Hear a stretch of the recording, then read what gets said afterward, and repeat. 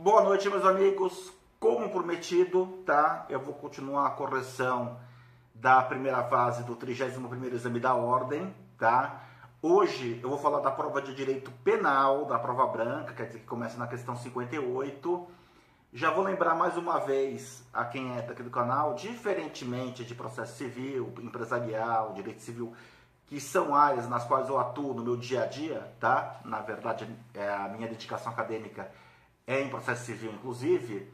Direito penal é algo que eu conheço até pouco, em teoria, tá? Faz muito tempo que eu não estudo de uma forma mais aprofundada, mas de qualquer forma, eu prometi a vocês que falaria também de direito penal para comentar o exame da primeira fase e vou fazê-lo.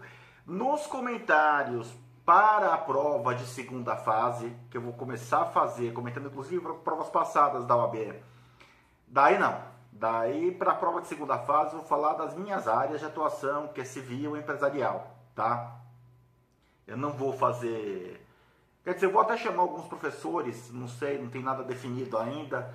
Talvez eu traga alguém para falar comigo de outras provas, de outras matérias. Mas Paulo Papini, para a segunda fase, falará apenas e tão somente das áreas nas quais ele advoga no dia a dia. Eventualmente posso até falar de constitucional também, e oficialmente, tá, a minha pós-graduação é em constitucional, não é nem em processo civil, tá, minha pós estricto sensu.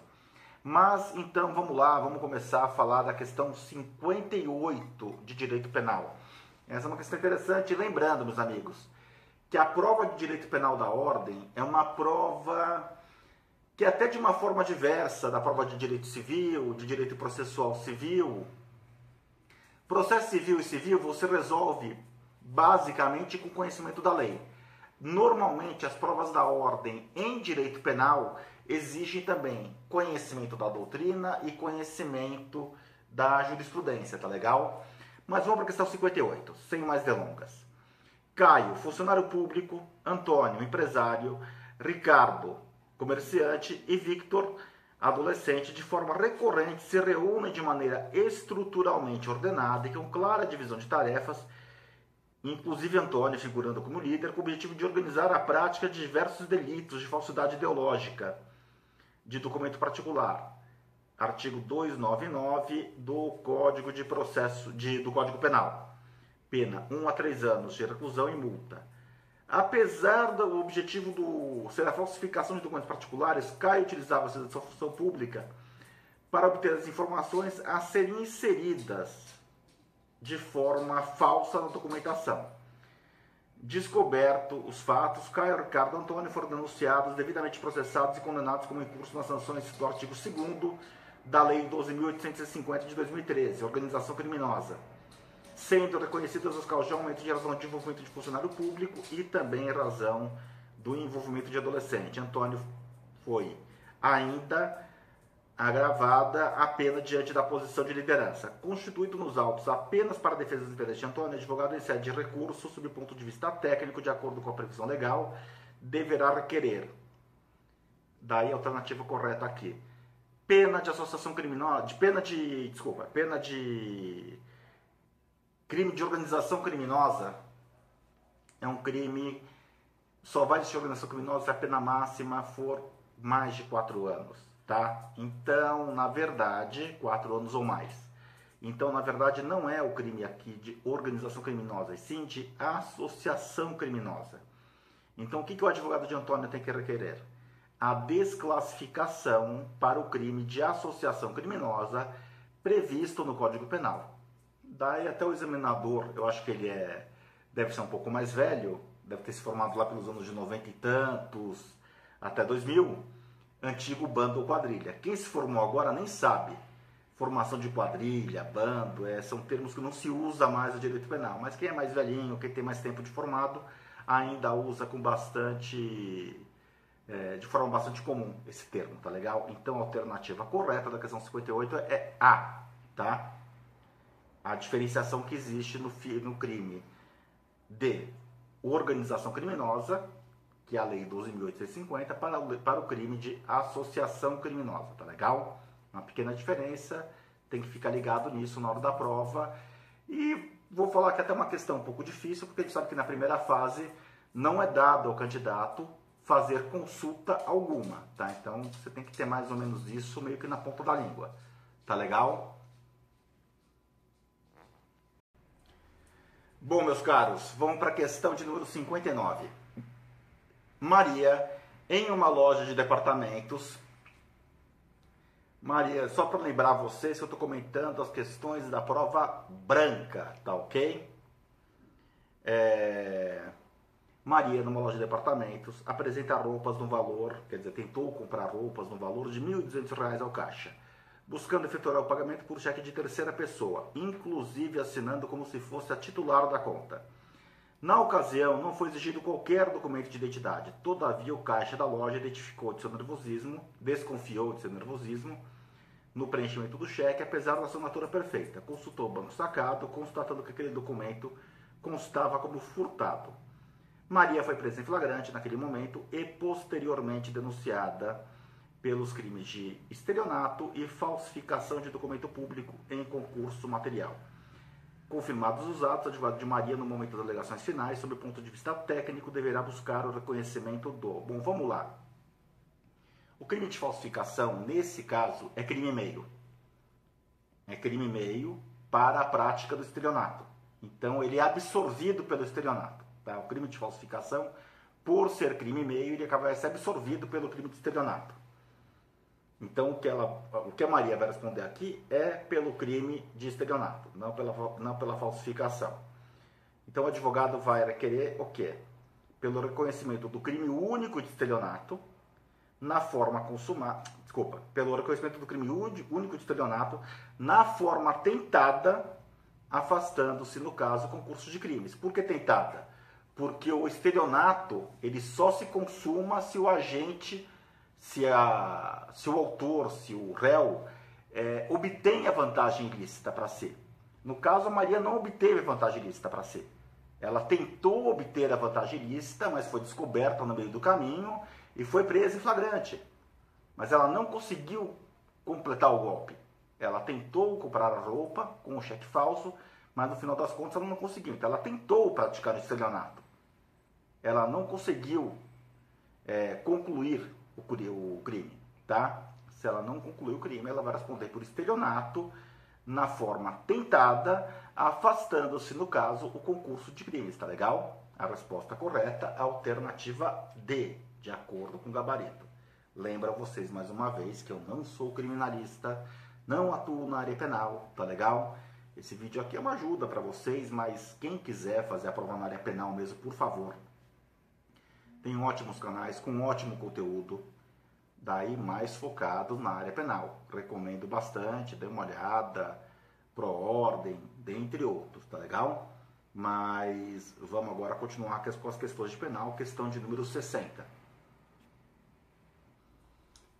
Olha, a questão de 60 de penal, quem redigiu essa questão está bem redigida, tá? O professor da FGV que redigiu a questão fez uma redação bacana, mas estava com maldade no coração para cima de vocês, tá? Meus amigos bacharéis estão fazendo exame da ordem. Porque assim, ele fez com maldade no coração. Tem umas pegadinhas nessa questão. Vamos lá? Eu vou perder até um tempinho grande nessa questão em relação às outras. Durante uma reunião de condomínio, Paulo, com o ânimo de ofender a honra objetiva do condômino, Arthur, funcionário público, mesmo sabendo que o ofendido foi absolvido daquela imputação por decisão transitada e julgado, afirmou que Arthur não tem condições morais para conviver no prédio, porquanto se apropriara de dinheiro do condomínio quando exercia a função de síndico. Inconformado com a ofensa, Arthur oferece queixa-crime em face de Paulo, imputando-lhe a prática do crime de calúnia. Preocupado com as consequências de seu ato, após ser regularmente citado, Paulo procura você, como advogado, para assistência técnica. Considerando o que foi exposto, vocês devem esclarecer que a conduta de Paulo configura o crime do quê? Bom, vamos lá, meus amigos.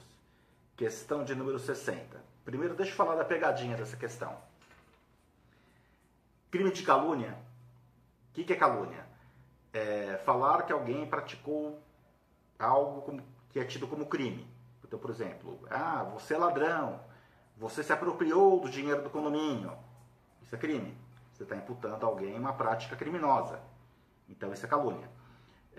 Qual que é a diferença da calúnia para a denunciação caluniosa? Essa é uma questão importante, não é a questão da prova. Mas a denunciação caluniosa importa em você dar início, dar andamento a um processo contra alguém, sabendo que aquele crime não ocorreu, que aquela pessoa não praticou o crime, tá? Daí a denunciação caluniosa, não é calúnia. Calúnia é falar, você é ladrão. Denunciação caluniosa é falar, você é ladrão, e aí você vai na polícia e faz um BO para falar, olha, fulano, o assinante do meu canal aqui é ladrão e me roubou, tá? Daí é denunciação caluniosa. Eu peguei, abri um procedimento, determinei a instauração de procedimento, ou fui parte ativa na instauração de procedimento contra a pessoa vítima da denunciação caluniosa. Só essa pequena observação. No crime de calúnia, cabe a exceção da verdade. Quer dizer, então assim, você processa alguém por calúnia, tá? Quer dizer, alguém lhe processa por calúnia e em sua defesa, você pode falar, não, tanto não é calúnia que no caso do condômino Arthur, ele é ladrão mesmo. Eu vou provar que ele é ladrão, eu vou provar que ele roubou. Isso chama-se exceção da verdade. Aonde tem a pegadinha na prova? Funcionário público. Tá? Por que funcionário público?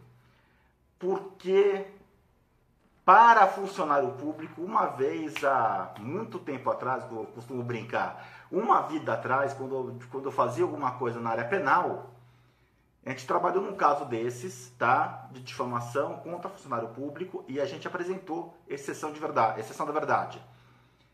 Em crime de difamação contra funcionário público ou contra servidor público, cabe sim exceção da verdade. O que é isso?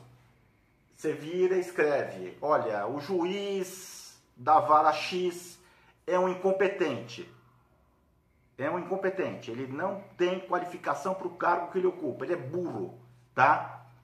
Ele processa por difamação. Não, está ofendendo minha honra objetiva, me atacando perante meus pares. Mas espera aí, como ele é um servidor público, sendo ele um servidor público, você pode sim apresentar uma exceção da verdade para provar que, de fato, aquele servidor público é incompetente, tá?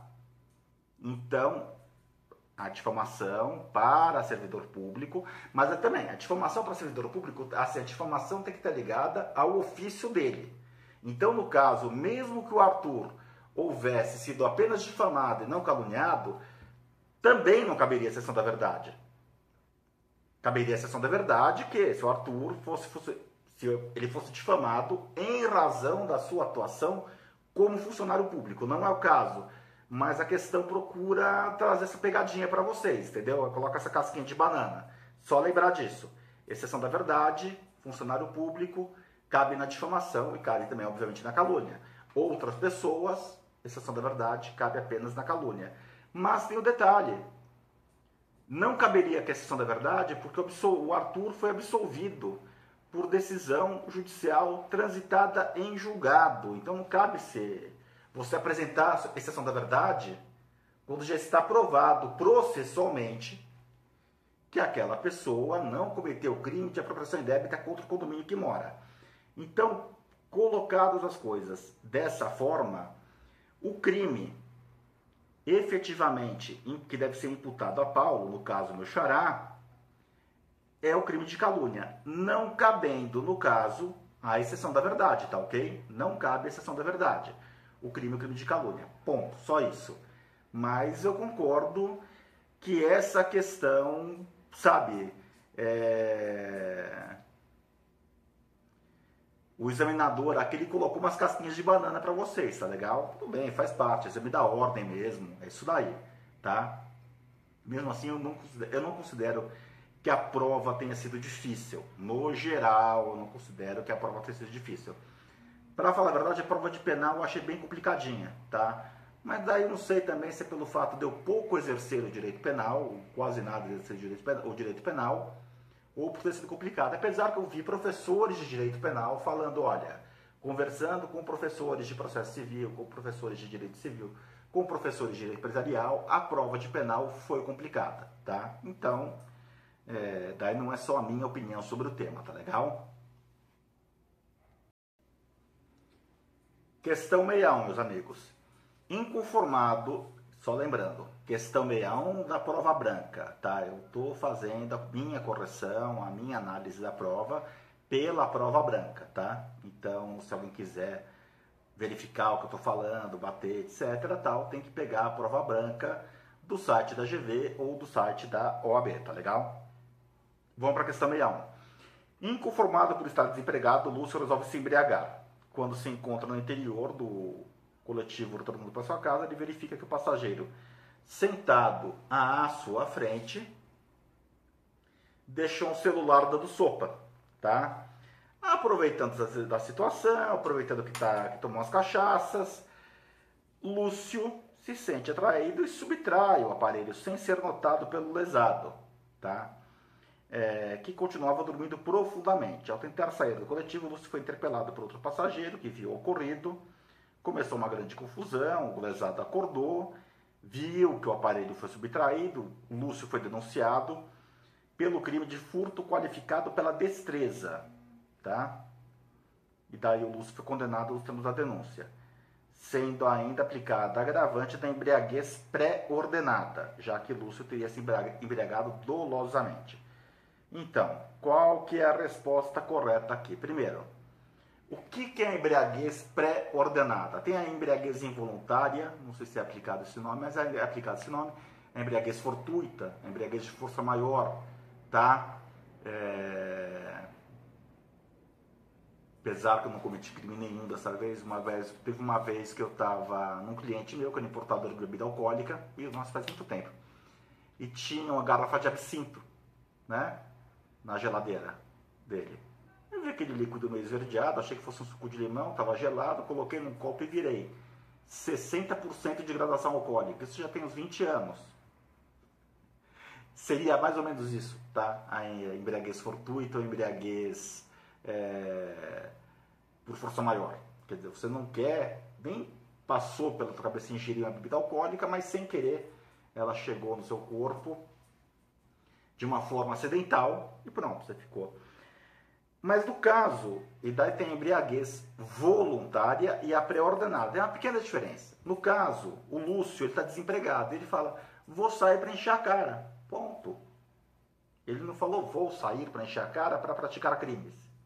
Ele só queria sair para esquecer da vida, para esquecer dos problemas dele de desemprego, etc.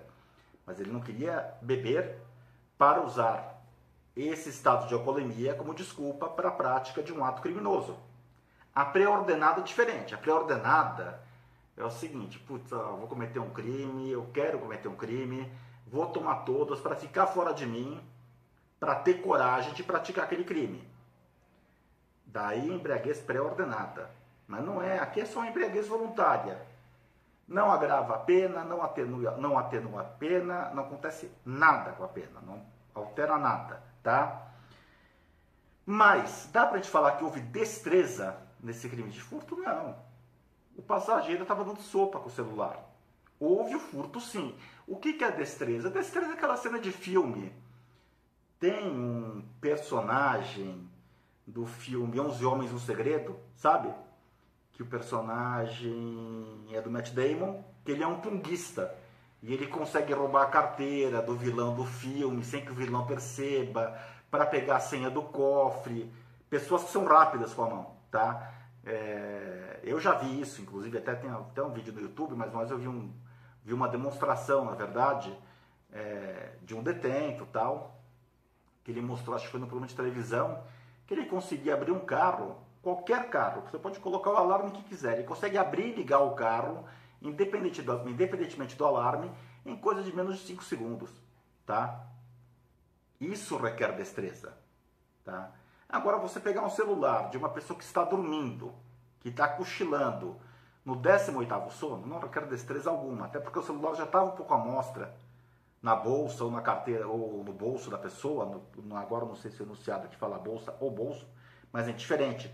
O celular já estava à mostra, quer dizer, não envolve uma destreza excepcional, tá, do agente. Então, o que a gente tem aqui é a alternativa C. Desclassificação para furto simples. E para o afastamento da agravante, não devendo a embriaguez do autor interferir na tipificação da conduta ou na dosimetria da pena.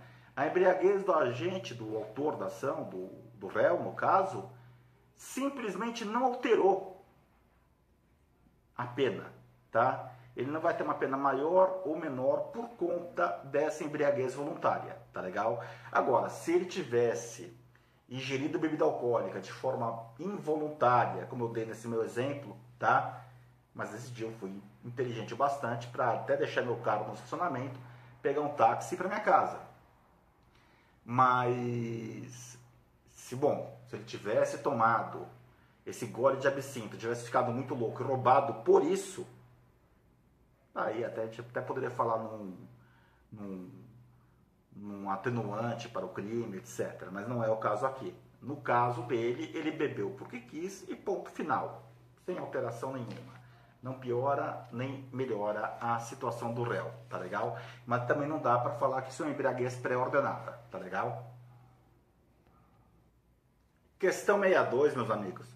Essa questão bastante tranquilinha, ponto dado, basta conhecer o princípio da legalidade, tá?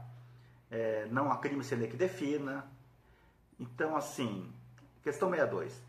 Yuri foi denunciado pela suposta prática de crime de estupro, qualificado em razão da idade da vítima, porque teria praticado conjunção carnal contra a vontade de Luana, de 15 anos, mediante emprego de grave ameaça. No curso da instrução, todavia, Luana muda sua versão, afirmando que, na realidade, havia consentido na prática do ato, sendo informação confirmada pelo Yuri em seu interrogatório.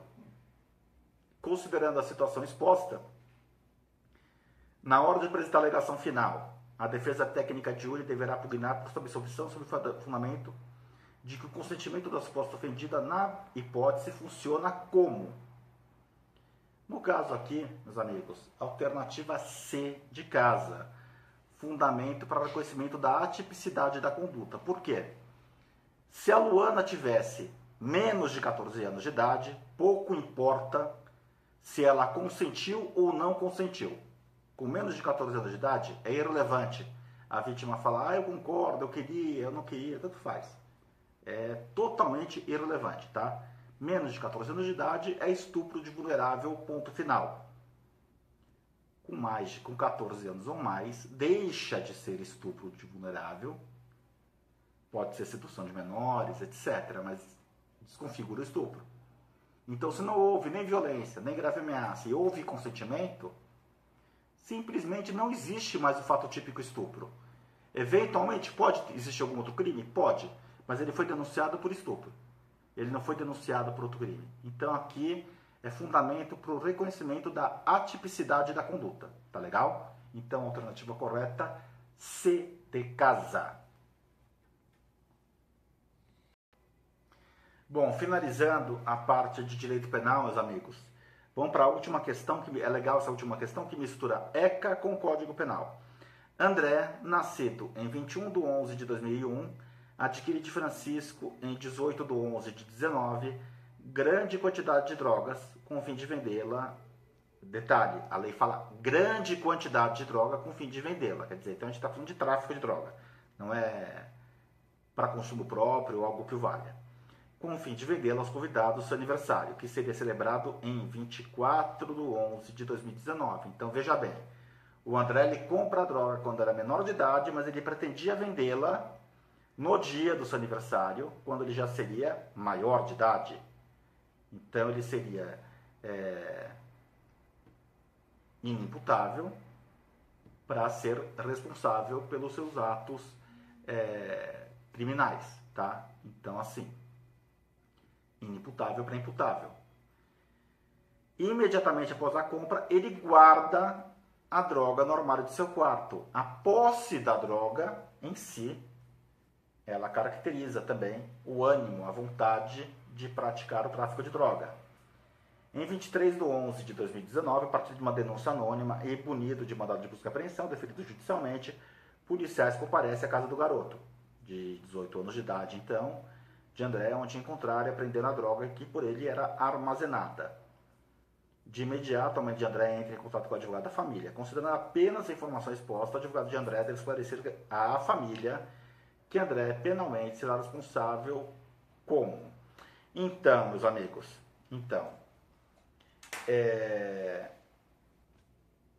esse é o tipo de crime que não se consuma só no ato que ele é praticado. Ele se perpetua enquanto a atividade criminosa vai ocorrendo, tal como o sequestro, tá? A pessoa sequestrou alguém e colocou no cativeiro quando tinha 16 anos de idade, mas manteve aquela vítima no cativeiro por 5 anos. Quando a polícia descobrir a vítima no cativeiro após os 5 anos, não, mas ele sequestrou com 16, a prática delitiva foi continuada, tá? É o mesmo caso da posse de droga para fins de tráfico. Ele tinha uma grande quantidade em sua posse com a intenção de vendê-la, tá? Essa posse, até ele ter 18 anos de idade, seria um ato infracional previsto no ECA. Quando ele faz 18 anos de idade, ele passa a responder criminalmente como um adulto. Tá? Então, a alternativa correta aqui, C de casa. Imputável, podendo responder pelo delito de tráfico de drogas, mesmo adotando o Código Penal, a teoria da atividade, para definir o momento do crime. É que esse momento do crime, ele começa quando o André compra as drogas e ele se estende por todo o período que o André mantém aquelas drogas em sua posse com o intuito de vendê-las, tá legal? Então, meus amigos, por hora é isso. Questões de penal respondidas, tá legal? E até o próximo vídeo. Abração a todos.